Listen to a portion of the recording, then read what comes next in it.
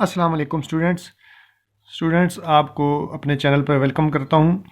तो स्टूडेंट्स आज जो हमने क्वेश्चन करने हैं उसमें पैरेलल लाइंस और परपेंडिकुलर लाइंस का कॉन्सेप्ट यूज़ होगा। पहले उसके बारे में मैं आपको बता देता हूं कि if L1 and L2 are parallel lines, ये L1 और L2 दो लाइंस हैं अगर तो ये पैरेलल हैं आपस में, ठीक है, इस तरह पैरेलल, तो इनकी स्लोप्स का आपस में क्या तल्लुक होगा, इनकी स्लोप्स आपस में बराबर होंगी। फ़र्ज़ करें ये L1 की स्लोप है, ये लाइन L2 की स्लोप है, तो ये दोनों इक्वल होंगी।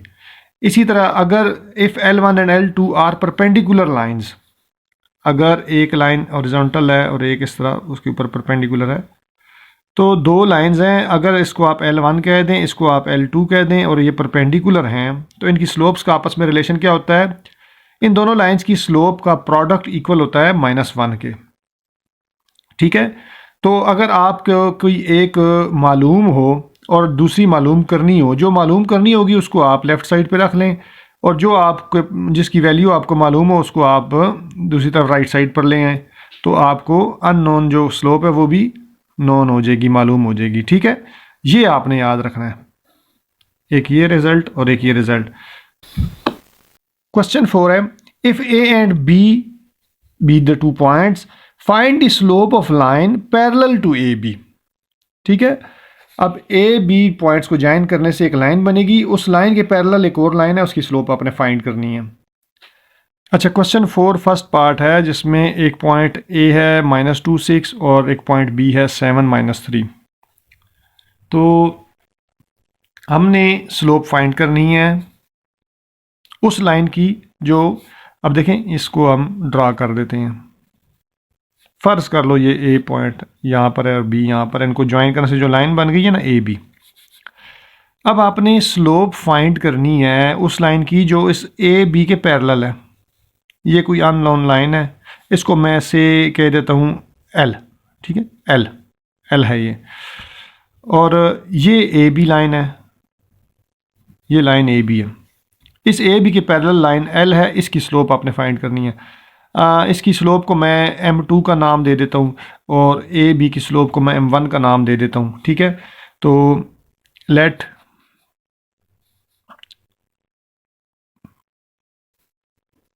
आप कह रहे हैं let slope of line A B is equals to m1 and slope of line L जो कि हमें अननोन है, यानी कि लाइन, उसकी स्लोप m2 हो गई। अब हमने दरअसल m2 फाइंड करना है, ये जो लाइन है ना जो हमें पता नहीं है, तो इसकी स्लोप मालूम करनी है। ये वाली लाइन जो है ना इसकी स्लोप हम फाइंड कर लेंगे, 2 पॉइंट्स हमें गिवन हो तो हम जानते हैं कि फार्मूला होता है y2 - y1 divided by x2 - x1। इसमें वैल्यूज़ पुट कर देंगे, ये हमारा x1 है, ये y1 है, ये x2 है, ये y2 है, तो y2 - y1 -3 - 6 divided by x2 - x1, 7 - x1 की वैल्यू -2 है, ये हो जाएगा -9 और ये माइनस माइनस प्लस हो जाएगा 7 + 2, तो ये क्या बन जाएगा -9 और 7 + 2 9, 9 के टेबल से कैंसिल हो जाएंगे, -1 आ जाएगा। तो m1 जो है ए बी लाइन की स्लोप वो -1 आ गई है, as line A B is parallel to line L, ठीक है, ये दोनों लाइंस पैरेलल हैं, देयरफॉर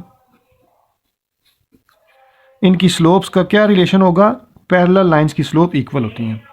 आप जस्ट m1 की जगह पर उसकी वैल्यू -1 लगा दें, तो ये आपके पास जो लाइन पैरेलल है ए बी लाइन के उसकी स्लोप आ गई है।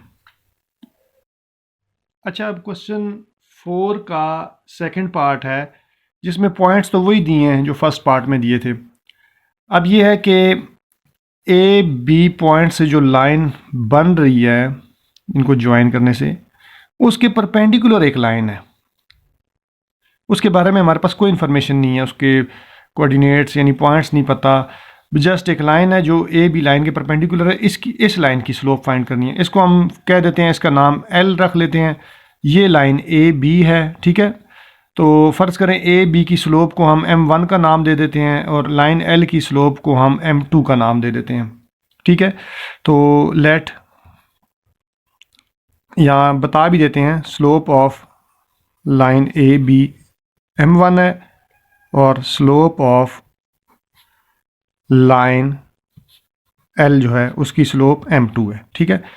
अब हम ए बी की जो स्लोप है वो 2 पॉइंट वाले फार्मूले से फाइंड कर लेते हैं।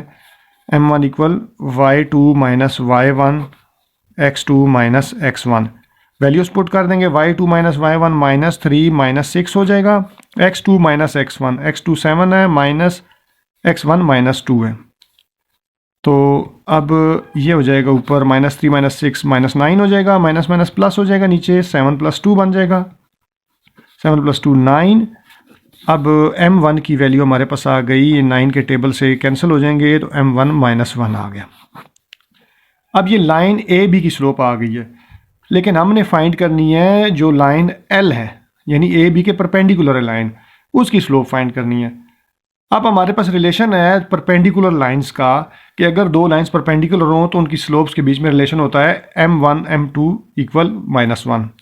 As line A B is perpendicular to line L, ठीक है। देयरफॉर इनकी स्लोप्स के बीच में रिलेशन आएगा m1 m2 इक्वल -1। अब जो अननोन है उसको लेफ्ट साइड पर रहने दें, हमने m2 फाइंड करनी है, इसको यहीं रहने दें, m1 को दूसरी तरफ ले जाएं, जो कि यहाँ मल्टीप्लाई हो रही है, दूसरी तरफ डिवाइड में चली जाएगी। अब इसकी वैल्यू भी पुट कर दें, वैल्यू है इसकी -1 है, तो माइनस माइनस से कैंसिल और यहाँ स्लोप्स हमारे पास बस की 1 डिवाइड बाई 1 ही आ जाएगा, तो m2 इक्वल 1 आ गया। ये हमारी उस लाइन की स्लोप आ गई जो परपेंडिकुलर थी लाइन ए बी के। डियर स्टूडेंट्स, उम्मीद करता हूँ कि आपको इस क्वेश्चन की समझ आई होगी। अगर आपको कोई समझ नहीं आई किसी बात की तो आप कमेंट्स में पूछ सकते हैं, और मेरे चैनल को प्लीज़ सब्सक्राइब करके बेल आइकन लाजमी प्रेस कर दें ताकि आपको हर नई आने वाली वीडियो वक्त पर पहुँचे।